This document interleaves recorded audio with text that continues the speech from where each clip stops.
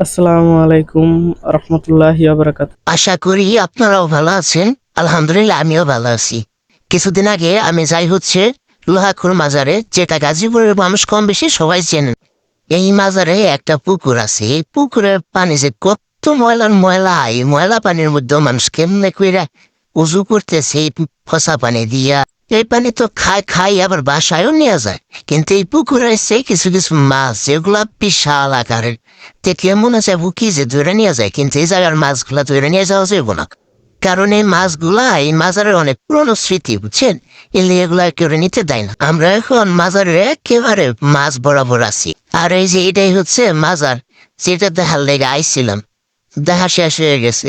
আর এই পাশে হচ্ছে ওই যে বড় গাছ আছে, একটা গাছের নিচে মানুষজন দেখলাম ছোট পোলাপানদের গোসল করাইতেছে। আর এই যে অনেক সময় পর আমার বলে খাওয়ান নিয়ে এসে এই খাওয়ানোর আসে যে কতক্ষণ বসে আসছিলাম, হায় রে।